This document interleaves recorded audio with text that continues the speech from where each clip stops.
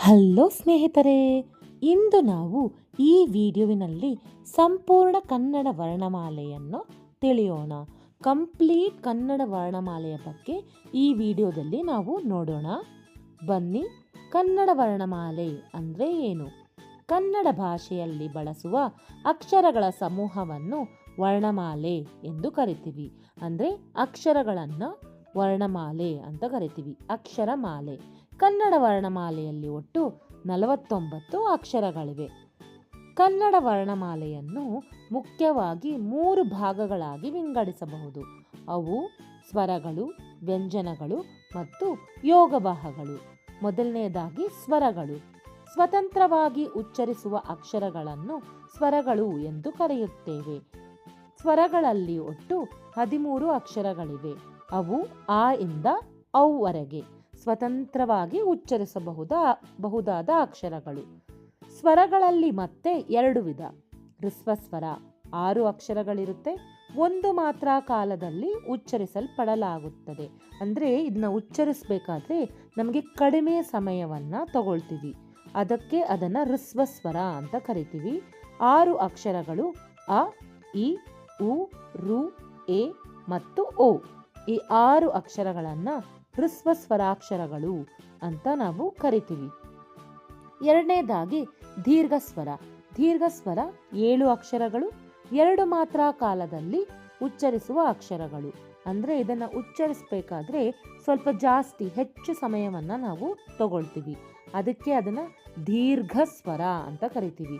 7 ಅಕ್ಷರಗಳಿರುತ್ತೆ. ಯಾವ್ದಾವುದು ಅಂದರೆ ಆ, ಈ, ಉ, ಎ, ಐ, ಓ ಮತ್ತು ಔ. 7 ದೀರ್ಘ ಸ್ವರಾಕ್ಷರಗಳು. ನಂತರ ವ್ಯಂಜನಗಳು.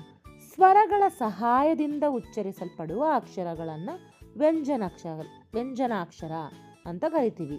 ಸ್ವರಗಳ ಸಹಾಯ ತಗೊಳ್ಳುತ್ತೆ ಉಚ್ಚರಿಸಬೇಕಾದ್ರೆ. ವ್ಯಂಜನಾಕ್ಷರಗಳಲ್ಲಿ ಒಟ್ಟು 34 ಅಕ್ಷರಗಳಿವೆ. ಅಂದರೆ ಕ ಇಂದ ಳವರೆಗೆ ವ್ಯಂಜನಗಳು ಅಂತ ನಾವು ಕರಿತೀವಿ. 34 ವ್ಯಂಜನಗಳಿವೆ. ಇವುಗಳನ್ನು ಮತ್ತೆ 2 ವಿಧವಾಗಿ ವಿಂಗಡಿಸಲಾಗಿದೆ. ಅದು ವರ್ಗೀಯ ವ್ಯಂಜನಗಳು 25 ಅಕ್ಷರಗಳು, ಅವರ್ಗೀಯ ವ್ಯಂಜನಗಳು 9 ಅಕ್ಷರಗಳು. ಈಗ ವರ್ಗೀಯ ವ್ಯಂಜನ ಬಗ್ಗೆ ತಿಳ್ಕೊಳ್ಳೋಣ.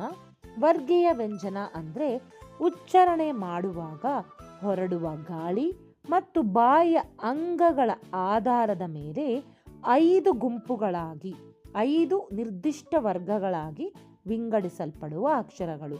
ಅಂದರೆ 5 ನಾವು ಗುಂಪುಗಳು ಮಾಡಿರ್ತೀವಿ. ವರ್ಗೀಯ ವ್ಯಂಜನ 25. ಸೊ ಕ ಇಂದ ಪ ವರ್ಗವರೆಗೂ 5 ವರ್ಗ ಇರುತ್ತೆ. ಪ್ರತಿಯೊಂದು ವರ್ಗದಲ್ಲೂ 5 ಅಕ್ಷರಗಳಿರುತ್ತೆ. ಮೊದಲನೇದಾಗಿ ಕ ವರ್ಗ. ಕ ವರ್ಗದಲ್ಲಿ ಕ, ಖ, ಗ, ಘ, ಞ. ನಾವು ಉಚ್ಚರಿಸಬೇಕಾದ್ರೆ ಗಂಟಲಿನ ಸಹಾಯದಿಂದ ಉಚ್ಚರಿಸುತ್ತೇವೆ. ನಂತರ ಚ ವರ್ಗ. ಚ, ಛ, ಜ, ಝ, ಞ. ಅಂಗುಳಿಯ ಸಹಾಯದಿಂದ ಉಚ್ಚರಿಸಲ್ಪಡುತ್ತೇವೆ.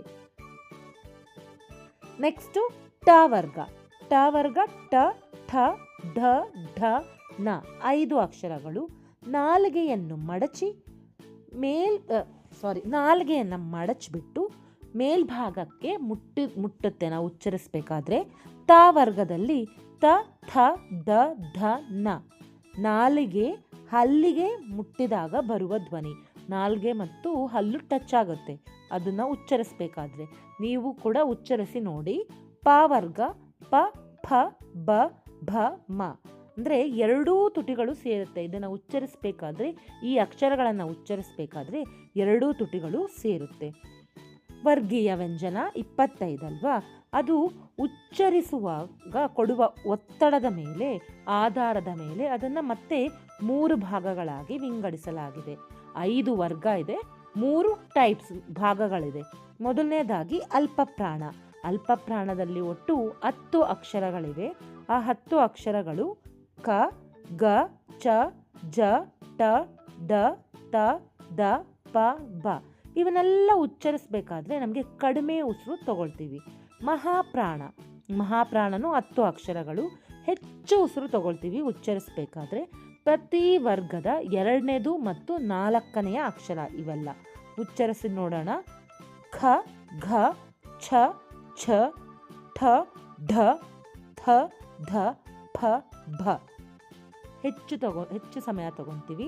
ಅನುನಾಸಿಕ ಅಕ್ಷರಗಳು 5 ಅಕ್ಷರಗಳು. ಇದನ್ನು ಉಚ್ಚರಿಸಬೇಕಾದ್ರೆ ನಾವು ಮೂಗಿನ ಸಹಾಯವನ್ನು ತಗೊಳ್ತೀವಿ. ಪ್ರತಿ ವರ್ಗದ 5ನೆಯ ಅಕ್ಷರ ಅನುನಾಸಿಕ.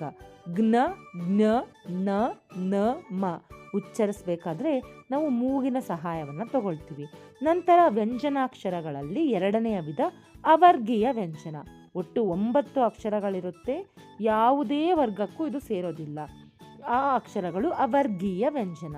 ಯ ಇಂದ ಳವರೆಗೆ ಯ, ರ, ಲ, ವ, ಶೇಷ, ಸ, ಹ, ಳ ಇವೆಲ್ಲ ಅವರ್ಗೀಯ ವ್ಯಂಜನ. ಯೋಗವಾಹಗಳು ಮತ್ತೆ 2 ಅಕ್ಷರಗಳು ಸ್ವತಂತ್ರವಾಗಿ ನಿಲ್ಲದೆ ಬೇರೆ ಅಕ್ಷರಗಳ ಜೊತೆಗೂಡಿದ್ರೆ ಮಾತ್ರ ಅದನ್ನು ಉಚ್ಚರಿಸೋಕ್ಕಾಗುತ್ತೆ. ಅದನ್ನು ಯೋಗವಾಹಗಳು ಅಂತ ಕರಿತೀವಿ. ಅನುಸ್ವಾರ ಮತ್ತು ವಿಸರ್ಗ ಈ 2 ಯೋಗವಾಹಗಳು. ಅನುಸ್ವಾರ ಅಂದರೆ 1 0, ವಿಸರ್ಗ ಅಂದರೆ 2 0. ನೋಡಿದ್ರಲ್ಲ, ಕನ್ನಡ ವರ್ಣಮಾಲೆಯ ಪಟ್ಟಿಯನ್ನು ನಿಮಗೆ ನಾನು ಕೊಟ್ಟಿದ್ದೀನಿ. ಅದನ್ನು ನೋಡಿ. ಕನ್ನಡ ವರ್ಣಮಾಲೆಯನ್ನು 3 ಭಾಗಗಳಾಗಿ ವಿಂಗಡಿಸಲಾಗಿದೆ. ಸ್ವರಗಳು 13, ವ್ಯಂಜನಗಳು 34, ಯೋಗವಾಹಗಳು 2. ಸ್ವರಗಳನ್ನು ಮತ್ತೆ 2 ಭಾಗವಾಗಿ ವಿಂಗಡಿಸಲಾಗಿದೆ. ಅವು ಹ್ರಸ್ವಸ್ವರ, ದೀರ್ಘಸ್ವರ. ಹ್ರಸ್ವಸ್ವರ 6, ದೀರ್ಘಸ್ವರ 7 ಅಕ್ಷರಗಳು. ವ್ಯಂಜನಗಳನ್ನು ಮತ್ತೆ 2 ಭಾಗಗಳಾಗಿ ವಿಂಗಡಿಸಲಾಗಿದೆ. ವರ್ಗೀಯ ವ್ಯಂಜನ ಮತ್ತು ಅವರ್ಗೀಯ ವ್ಯಂಜನ. ವರ್ಗೀಯ ವ್ಯಂಜನ 25, ಅವರ್ಗೀಯ ವ್ಯಂಜನ 9. ವರ್ಗೀಯ ವ್ಯಂಜನವನ್ನು ಮತ್ತೆ 3 ಭಾಗಗಳಾಗಿ ವಿಂಗಡಿಸಲಾಗಿದೆ. ಅಲ್ಪಪ್ರಾಣ, ಮಹಾಪ್ರಾಣ ಮತ್ತು ಅನುನಾಸಿಕ. ಯೋಗವಾಹಗಳು 2, ಅನುಸ್ವಾರ ಮತ್ತು ವಿಸರ್ಗ. ಈ ವಿಡಿಯೋ ನಿಮಗೆ ಇಷ್ಟ ಆದಲ್ಲಿ, ನಿಮಗೆ ಕಂಪ್ಲೀಟ್ ಕನ್ನಡ ವರ್ಣಮಾಲೆ ಅರ್ಥ ಆದಲ್ಲಿ ನಮ್ಮ ಚಾನಲ್ನ ಲೈಕ್ ಮಾಡಿ, ಶೇರ್ ಮಾಡಿ ಮತ್ತು ಸಬ್ಸ್ಕ್ರೈಬ್ ಮಾಡಿ. ಧನ್ಯವಾದಗಳು.